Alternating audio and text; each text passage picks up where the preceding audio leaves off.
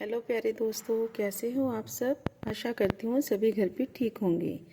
तो दोस्तों, अब हम चल रहे हैं हमारे 7th क्लास के चैप्टर 10 की तरफ, जिसका नाम है मानवता को बचाना होगा। आशा करती हूँ आप सभी वेट कर रहे होंगे। तो हम इस चैप्टर को शुरू करने जा रहे हैं। मानवता को बचाना होगा। हिंसा, क्रोध, घृणा के घनघोर अंधेरे में दीपक जलाना होगा। करके प्रेम का शंखनाद मानवता को बचाना होगा। शहर शहर गांव गांव में इंसानियत का जो धर्म लुटा है, सौहार्दता के निर्मल तन पर शैतानों का जो हुजूम जुटा है। जी हाँ, सबसे पहले हम फर्स्ट स्टैंजा की तरफ जाएंगे।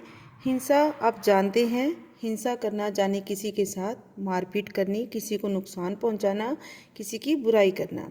क्रोध, गुस्सा, घृणा, नफरत, घनघोर जाने की बहुत ज़्यादा मात्रा में, बहुत ज़्यादा घने, कि इतना ज़्यादा गुस्से का, क्रोध का, नफरत का अंधेरा इतना घना हो चुका है कि हमें उसमें प्रेम के शंखनाद करके उसमें प्रेम का दीप जलाना होगा, ताकि हम मानवता को बचा पाएं।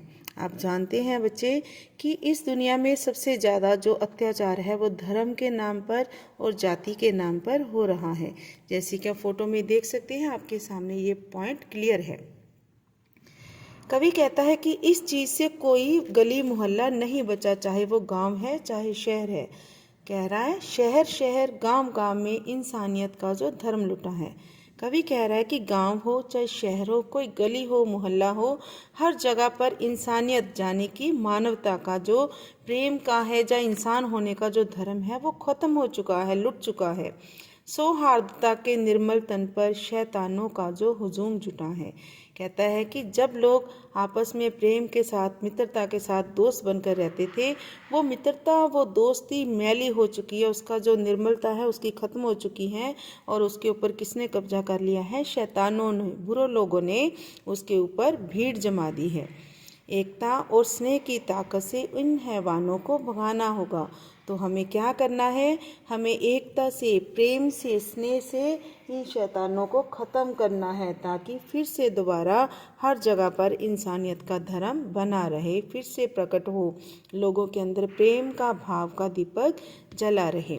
तो फिर से लास्ट पर कवि कहता है कि हमें प्रेम का शंखनाद करके इस मानवता को बचाना होगा। शंखनाद का मतलब होता है बेटा कि किसी चीज़ का शुरुआत करनी। आप लोगों ने देखा होगा कि रामायण में, महाभारत में जब युद्ध होते थे तो उसकी जो ध्वनि होती थी वो किसी चीज़ की शुरू करने की ध्वनि होती थी कि युद्ध शुरू हो रहा है। तो हमें इस इंसानियत के धर्म का शंखनाद करना है, प्रेम का शंखनाद करना है, ताकि लोगों में प्रेम, आपसी दोस्ती, मित्रता बनी रहे, लोगों को एक दूसरे पर भरोसा बना रहे। अब नेक्स्ट पैरे की तरफ चलते हैं। भूख प्यास का अंधड़ चला जो खेतों के लहराने पर भी, आपस में जो लोग लड़ रहे देशभक्ति के गीत गाने पर भी। अब राइटर यहाँ पर बड़ी गहरी बात कह रहा है कि हमारे खेतों में इतनी फसलें लहरा रही हैं, अर्थात सभी के घर भंडार अन्न धान्य से भरे हुए हैं।